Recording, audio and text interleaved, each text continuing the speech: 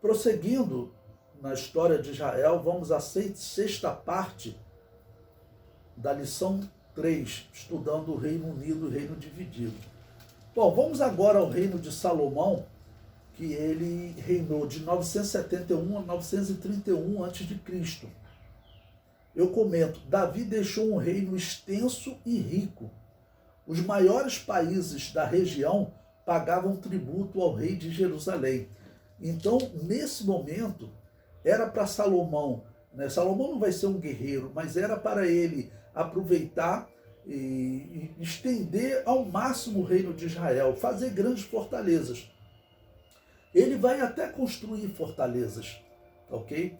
Mas, infelizmente, Salomão se desvia e vai adorar outros deuses, e isso, infelizmente, abre uma brecha no seu reino. O número 3.1, Joabe deseja ser rei. Joabe era o quarto filho de Davi, que nascera em Hebrom.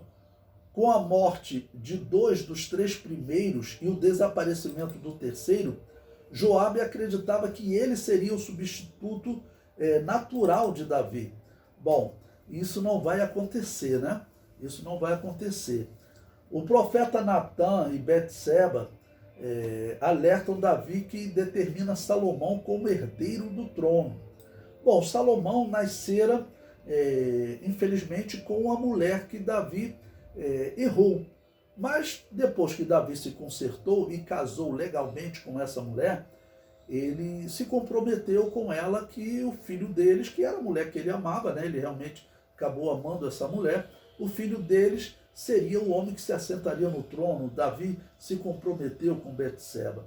Bom, eu botei aí 1 Reis 1, versículo 45 a 48, que diz: e Zadok, o sacerdote, Natã, o profeta, ungiram rei em Giom, e dali subiram alegres, e a cidade está alvoroçada.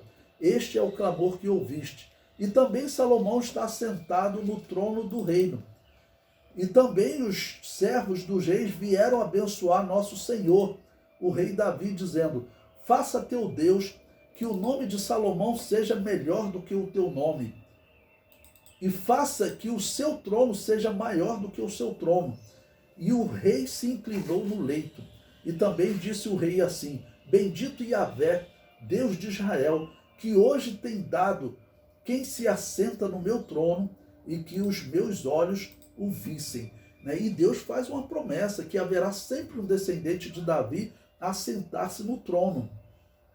Agora, é interessante que nós interpretamos na história que acaba que os descendentes de Salomão foram rejeitados, porque o profeta Jeremias ele vai falar contra um descendente de Salomão, que nós veremos mais à frente, e diz que nenhum dos descendentes dele poderá sentar-se no trono. Por isso que você verá no Novo Testamento 2 genealogias, uma de Mateus, outra de Lucas. A genealogia de Mateus, ela segue até Salomão. Você pode observar isso lá no livro de Mateus. Mas essa genealogia passa por essa descendência que tem homens rejeitados por Deus. Já a genealogia de Lucas, que eu acredito que deve ter sido obra da mente, de Paulo, que deve ter instruído Lucas, olha, faz uma genealogia através de Maria, porque Maria está profetizado, que o Messias seria a semente da mulher, não teria participação de homem. Faz uma genealogia através de Maria. Então, quando você olha a genealogia de Lucas, ela é totalmente diferente de Mateus. Apesar dela citar José, porque ele era o marido de Maria, cita o marido, Mas você pode observar que em Lucas, o pai de José é diferente do pai de José em Mateus. Na verdade, é o pai de Maria. Aquela é a genealogia de Maria. E ela não passa por Salomão. Ela vai até Davi, mas passa por um irmão de Salomão chamado Natã.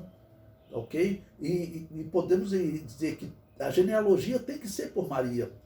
Porque Jesus é filho de Maria, mas ele não é filho de José, literalmente falando. Geneticamente, Jesus tinha, hoje o que chama o DNA, ele tinha só o código DNA de Maria, por isso que ele é chamado de a semente da mulher, porque a ciência diz que a semente da vida está no homem, por isso o esperma é também chamado sêmen, tá ok? A semente está no homem. Mas nesse caso, Jesus não teve a semente do homem. Ele foi só de Maria. Ou seja, o próprio Espírito Santo fecundou o óvulo. Isso é maravilhoso, né? O número 3.2 diz: Salomão casa com a filha de Faraó. Já vai começar o problema. A primeira atitude errada de Salomão foi casar-se com uma mulher pagã. Isso vai trazer um problema para Salomão. Como homem muito rico, né, era normal nas alianças entre os povos entregar uma filha do rei para casar-se com aquele rei. Assim faziam aliança e aí não havia briga, né? E também o filho, por exemplo, do rei lá do Egito, ele vai poder acabar se tornando o rei de Israel. Nasce o filho de Salomão com essa mulher, ele vai se tornar rei de Israel. É um problema. Ou então os sírios dão também a sua mulher para ver se a filha dele, o filho dessa filha do rei dos sírios, acaba se tornando rei de Israel. Essas alianças são problemáticas porque essas mulheres são pagãs e elas vão trazer os seus deuses. E Salomão vai acabar se corrompendo. O item 3.3, o domínio de Salomão. Segundo Crônicas 9:26 diz: e dominava sobre todos os reis, desde o rio até a terra dos filisteus, ou seja, do rio Jordão, né? Os filisteus ficavam junto do mar Mediterrâneo. Então você olhando o mapa de Israel, do rio Jordão para a esquerda, todos foram dominados. E até o termos do Egito. Então o reino de Salomão foi até o rio Nilo, vamos colocar assim. Também o rei fez que houvesse prata em Jerusalém, como pedras e cedros, em tanta abundância como as figueiras bravas que há pelas campinas. Ou seja, como muitos reis pagavam tributo, ele vai enriquecer muito. E do Egito, de todas aquelas terras, traziam cavalos a Salomão. E a fama de Salomão vai crescer tanto que a rainha de Sabá, que era uma região que hoje é chamada Etiópia, tá ok? O comentário diz: essa rainha recebeu diversos nomes. No Antigo Testamento era chamada simplesmente de rainha de Sabá. O Alcorão a chama de Balques. Os etíopes a chamam de Maqueda. O historiador judeu Flávio Joséfo a chama de Nicoles. Ele diz: Nicoles, rainha do Egito e da Etiópia, que era uma excelente princesa, tendo ouvido falar das virtudes e da sabedoria de Salomão, desejou ver com os próprios olhos se a fama dele era verdadeira, ou se era somente um daqueles boatos que se dissipam quando conhecidos e estudados a fundo. Assim não teve receio de empreender viagem para se informar e para resolver com ele várias dificuldades. Veio a Jerusalém com equipagem digna da grande rainha que era, trazendo camelos carregados com ouro, pedras preciosas e custosos perfumes. Salomão recebeu-a com a devida honra e deu solução a todas as suas dúvidas, com tanta facilidade que mal ela as propunha, ele logo as resolvia. Né? Porque a Bíblia diz que ela ouviu falar da sabedoria de Salomão e Salomão resolveu todos os enigmas que ela trouxe. Enigma era uma forma de testar a inteligência dos homens, testar a inteligência das pessoas. Né? E Salomão era muito inteligente. Bom, a história também diz, a tradição judaica diz que Salomão acabou se envolvendo sexualmente com essa mulher e que ela teria tido um filho de Salomão e que ela teria chamado o filho de o filho do sábio. Se vocês procurarem na internet, vocês vão encontrar, há cerca de 20 anos houve uma guerra civil lá na Etiópia. E diz que havia um grupo lá que se dizia descendente dos judeus, eram judeus negros da Etiópia. E Israel fez uma operação para trazer todos aqueles judeus para Israel.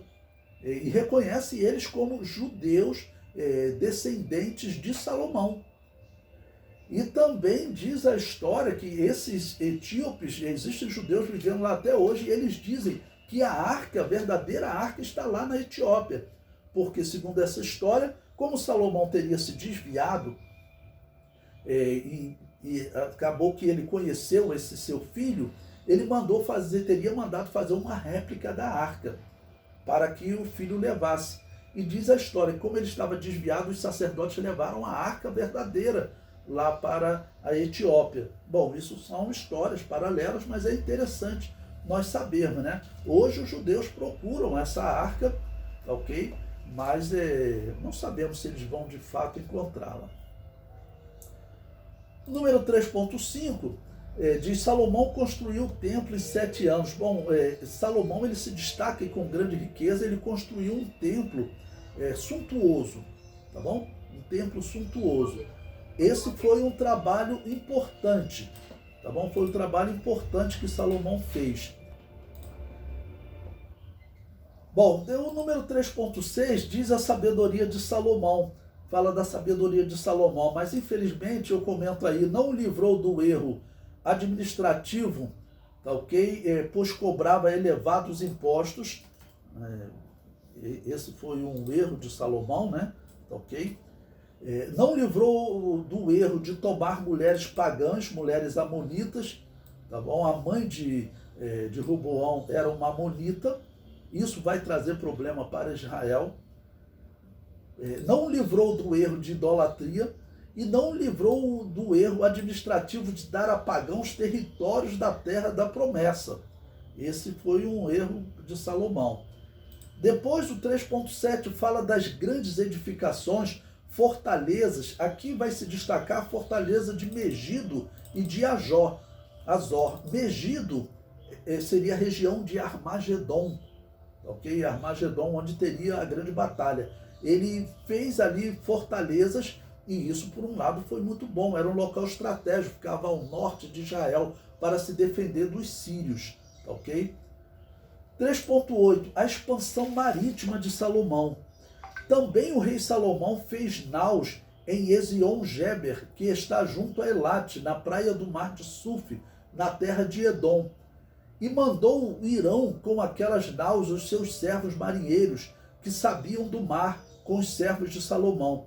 E vieram a Ofir, e tomaram de lá 420 talentos de ouro, e o trouxeram ao rei Salomão. Alguns historiadores consideram Ofir como sendo o Brasil. Ou seja, os fenícios, existem realmente muitas histórias de que os fenícios teriam vindo até o Brasil. O rio Solimões, eles teriam nomeado esse rio em homenagem a Salomão. E existe até aqui no Rio de Janeiro uma escrita ali na chamada Pedra da Gávea, que alguns dizem que seria uma escrita fenícia, tá ok? Os fenícios são esse povo que vivia ao norte, que acabaram dominados por Davi. Essa é uma possibilidade, nós não sabemos, né? Mas é interessante que foram encontrados em tribos aqui no Brasil grupos que praticavam a circuncisão. Então não é impossível, ok? Aquele rosto, na verdade existem dois ali na Pedra da Gávea. Eu já subi a Pedra da Gávea e fui lá ver a escrita, né? É muito difícil você ver, eu não teria que fazer um rapel para chegar onde está escrita ao lado do rosto do grande rei. E alguns acham que tudo aquilo ali foi Salomão que financiou essa viagem e teria mandado entalhar esses dois rostos ali, né, que seria o rosto de Davi e de Salomão. É muita especulação também, nós não sabemos, mas que existe muita história que diz que os fenícios chegaram aqui no Brasil, diz. 3.9, a riqueza de Salomão. Irmãos, diz que Salomão, ele era o homem mais rico do Oriente, veja. E era o peso do ouro que se trazia a Salomão a cada ano, 666 talentos de ouro. Alguém vê até assim, problemático, 666, como Salomão estava desviado e esse número maligno apareceu lá. Não dá para dizer isso. Versículo 15, além dos negociantes e do contrato, dos especieiros e de todos os reis da Arábia, e vai dizendo toda a riqueza de Salomão, ou seja, é descrito como o homem mais rico. Porém, o número 3.10, Deus anuncia a divisão do reino. Por quê? Porque infelizmente Salomão havia se desviado. Aí eu comento aí, olha, observando a vida desses 3 primeiros reis de Israel, observamos características diferentes na vida deles. Quanto aos erros desses 3 homens, chegou a surgir historicamente em Israel um debate entre os descendentes de Saul, da tribo de Benjamim, né, e os descendentes de Davi e Salomão, os benjamitas e os judeus. Os benjamitas argumentam que Salomão foi o maior pecador de todos, pois cometeu o pecado de abandonar a fé no único Deus e serviu a outros deuses, quando os judeus acusam os benjamitas do seu rei ter consultado uma pitonisa. Os benjamitas argumentam que ele pecou, mas no seu pecado ele desejava ouvir a resposta do Deus único. Argumento ainda que Saul não recorreu aos deuses estranhos, recorreu ao Deus único, mas infelizmente da forma errada.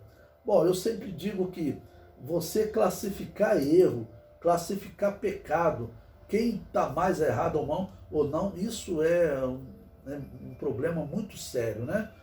Não dá para classificar pecado. É melhor nós procurarmos aprender com os erros para não cometermos erros, mas dizer quem é o maior pecador, ou como na parábola do filho pródigo, quem é o maior pecador, o filho que gastou toda a riqueza, mas depois voltou para a casa do pai, ou o outro irmão que rejeitava esse irmão pecador, né? Então não dá para classificar erro. Bom, coloquei para vocês também um gráfico para nos ajudar nessa leitura, tá bom? Eu coloquei lá, olha, lá em 1050, Saul assume o reino, tá bom? E 1010, Davi assume o reino. 970, Salomão. Ali em 931, ocorreu a divisão do reino. Depois, em 830, olha, já tem o profeta Joel. Em 760, os profetas Jonas, Amós e Oséias. Em 735, Miqueias. Em 723, o reino do norte é destruído pela Síria. Nós vamos estudar agora, é o próximo tópico, mas estou fazendo esse resumo para vocês. Em 640, o profeta Naum. 625, o profeta Abacuque. Em 610, Sofonias. Em 605, início do exílio babilônio, a primeira leva, tá bom? E comentei embaixo, da divisão dos reinos até o exílio foram 326 anos. E de Saul até o exílio na Babilônia foram 445 anos.